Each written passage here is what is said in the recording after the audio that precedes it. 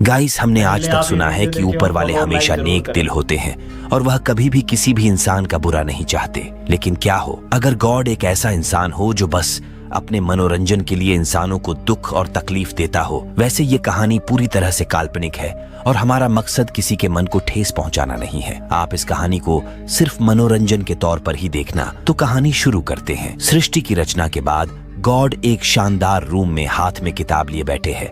उनके सामने एक बहुत बड़ी टेबल रखी हुई है जो हमारी अर्थ का एक सिंबल है। धरती पर हाथी चल रहे हैं, चारों तरफ पेड़ पौधे हैं और आदि मानव वहां पर रहते हैं। जेफरी नाम का एक सर्वेंट गॉड से पूछता है कि आपको किताब कैसी लगी। तब गॉड कहते हैं ये उनको ज्यादा संतुष्टि नहीं दे पाई। हालांकि इस किताब में ब्लैक होल की रेसिपी है जो गॉड को बहुत पसंद आती है। वह पेज पलटते हैं और आंख घुमाकर देखते हैं कि लोग पृथ्वी पर क्या कर रहे हैं। एक आदि मानव अपनी छड़ी को कई घंटों से पत्थर पर रगड़ रहा था। गॉड पता लगाने की कोशिश करते हैं कि यह लोग क्या कर रहे हैं। तभी अचानक से एक मानव आग जलाने में कामयाब हो जाता है। गॉड को यह बिल्कुल पसंद नहीं आता। वो लोगों को इस तरह स्वतंत्र नहीं देखना चाहता था। गुस्से में आकर वह पूछता है कि पृथ्वी पर अभी कौन सा युग चल रहा है। जेफरी बताता है प्लेन के अनुसार उनको आग जलाने में अभी भी 2 लाख साल का टाइम है। गुस्से में आकर गॉड जेफरी को आग बुझाने का आदेश देता है। जेफरी बिना देरी के अपने काम में लग जाता है और हवा के एक झोंके को क्रिएट करता है जो आग बुझा देता है। आदि मानव निराश होकर घुटने के बल बैठ जाते हैं। गॉड शांत होकर वापस अपनी किताब को उठाता है और कहता है कि ये लोग उसे परेशान कर रहे हैं। वह जेफरी को उन्हें गुफा में ले जाने का आदेश देता है तो जेफरी जमीन पर अपना हाथ फेरता है जिससे हाथी आदि मानव की ओर दौड़ने लगते हैं। लोग डर के मारे गुफा में छिप जाते हैं। कुछ देर बाद वे वापस से घास के मैदान में आ जाते हैं। वे बारिश कराने के लिए डांस करते हैं। गॉड उनकी ओर देखता है और कहता है कि इस बार उनको क्या पसंद नहीं आया। जेफरी बताता है कि हम अकाल के टाइम को बंद करना भूल गए हैं। गॉड थककर सर्वेंट को पानी देने की अनुमति दे देता है। इस दरिया दिल्ली से हैरान होकर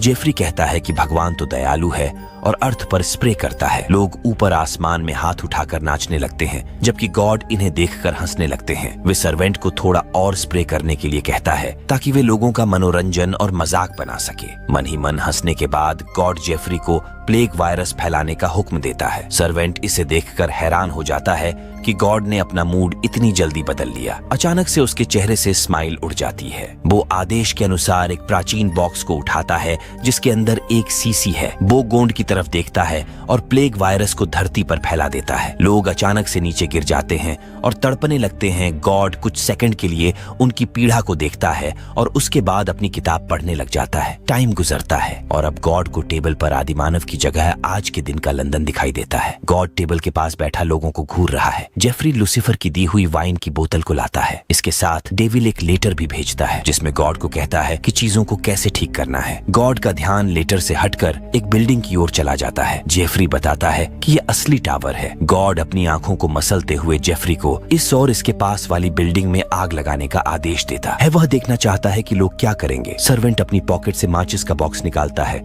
एक तीली जलाता है और इसे एली टावर की ओर फेंक देता है। गॉड आनंदित हो जाता है। लोगों की चीखें सुनकर हंसता है। वह देखता है कि आग से बचने के लिए लोग भागकर छत पर आ गए हैं। वह आग से अपने हाथों को गर्म करता है और लोगों की रोने की नकल करता है। पुलिस और फायर ट्रक जल्दी से बिल्डिंग की ओर आते हैं। गॉड जेफरी से पूछता है कि लोग अभी क्या सोच रहे हैं तो सर्वेंट उसे बताता है कि लोग अभी भी अपने परिवार के बारे में सोच रहे हैं और उम्मीद कर रहे हैं कि वे उन्हें बचा लेंगे। गॉड जेफरी को ट्विस्ट लाने के लिए कहता है। जेफरी सोचता है गॉड टोरंटो के बारे में सोच रहा है। वह कहता है कि इस तरीके का तूफान इस इलाके में बहुत कम आता है। गॉड गुस्से में आकर लोगों को जोकर कहता है। वह शिकायत करता है कि इनको यह भी नहीं पता कि स्पेस में और भी यूनिवर्स हैं जो उसने संडे नाइट को फन के लिए बनाए हैं। क्रोध में आकर टॉर्नेडो को लाने का आदेश देता है। जेफरी गॉड के आदेश को टाल नहीं सकता और वह अपने हाथों को घुमाकर बिल्डिंग पर टोरंटो क्रिएट करता है। बिल्डिंग की छत पर खड़े हुए लोग इस प्राकृतिक आपदा से मर जाते हैं। टोरंटो की वजह से गॉड के ऑफिस में भी डस्ट फैलने लगी है। इस वजह से सांस लेना भी काफी मुश्किल हो जाती है। वह जेफरी को टोरंटो को रोकने के लिए कहता है। जब कमरे की डस्ट साफ हो जाती है